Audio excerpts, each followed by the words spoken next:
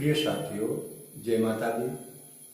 आप सभी का हमारे चैनल ज्योतिष ज्ञान विचार पर बहुत बहुत स्वागत है। साथियों, आज हम कुंडली निर्माण संबंधी विषय ग्रह स्पष्ट करना आपको बताएंगे। मित्रों, कुंडली बनाने के लिए हमें सबसे पहले इष्टकाल ज्ञात करना होता है, नक्षत्र का अभ्यास भोग निकालना पड़ता है, लग्न स्पष्ट करनी होती है और लग्न स्पष्ट करने के बाद हमें ग्रह स्पष्ट करने होते हैं ताकि हम कुंडली में सही स्थिति ग्रहों की लिख सकें। तो मित्रों, ये सारी चीजें ज्ञात करने के लिए हमें पंचांग की जरूरत होती है। पंचांग में दैनिक स्पष्ट ग्रह दिए होते हैं जो सुबह सूर्योदय के समय की स्थिति दर्शाते हैं, लेकिन जातक का जन्म किसी भी समय हो सकता है। तो इसमें हम 7 नवंबर 2023 का टाइम 11 AM लेकर के आपको समझाने का प्रयास करेंगे।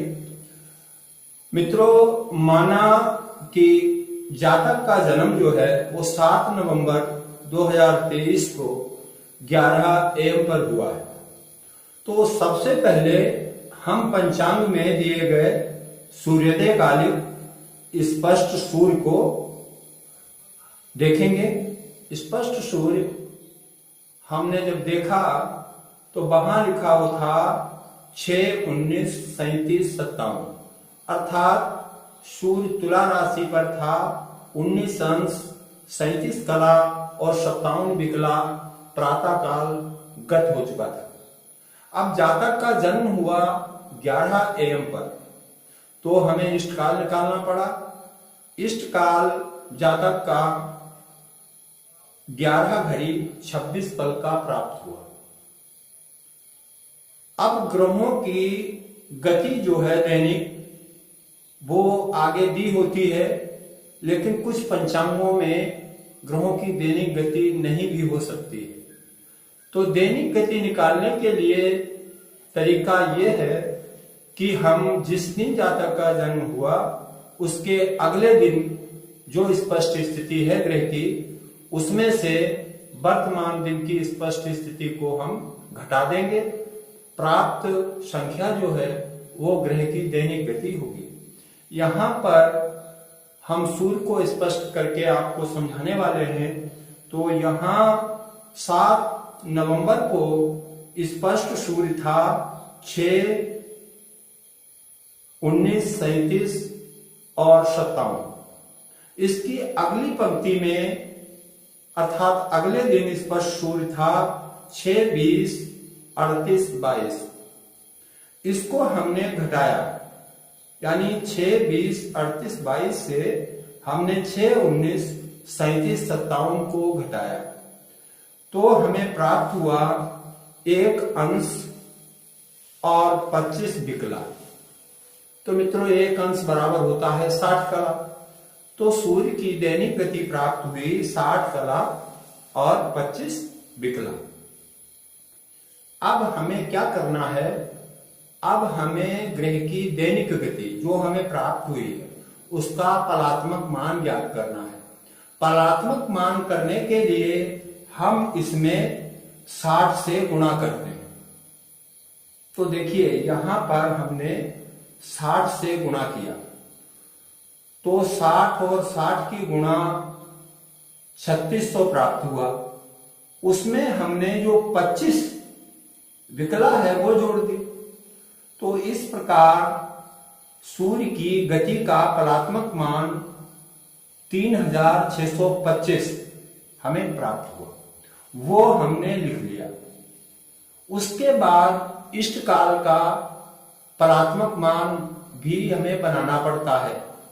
उसके लिए नियम यही है, 60 से हमने गुणा किया।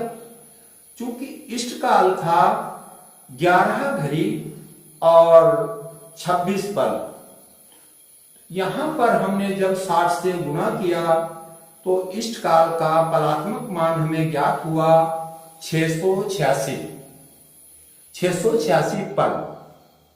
तो हमने इष्टकाल का परात्मक मान लिख लिया। अब इन दोनों पलात्मक मानों की हम आपस में गुणा करेंगे और जो गुणनफल आया उसमें हमने 3600 क्या होता है?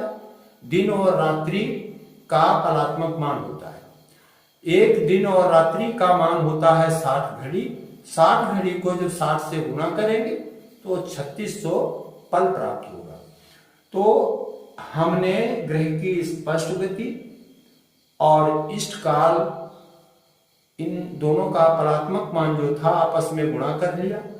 गुणा करने के बाद जो गुणनफल आया उसमें हमने जब 3600 से भाग दिया तो हमें प्राप्त हुआ 690.76।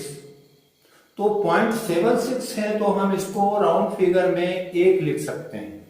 हम लिख सकते हैं कि हमारी प्राप्त संख्या 691 यानी 691 हुई। अब ये हमें मान जो प्राप्त हुआ ये पलों में प्राप्त हुआ। अब हम पुनः इसको 60 से भाग देते हैं तो 691 लिखकर हमने जब 60 से भाग दिया तो भागफल हमें प्राप्त हुआ 11 और शेष प्राप्त हुआ 31। तो इस प्रकार 11 कला और 31 विकला, ये सूर्य के द्वारा चली हुई दूरी हमें प्राप्त हो गई। अर्थात जातक का जब जन्म हुआ उस दिन प्रातः काल से और जन्म के समय तक सूर्य जो था वो 11 कला और 31 विकला चल चुका था।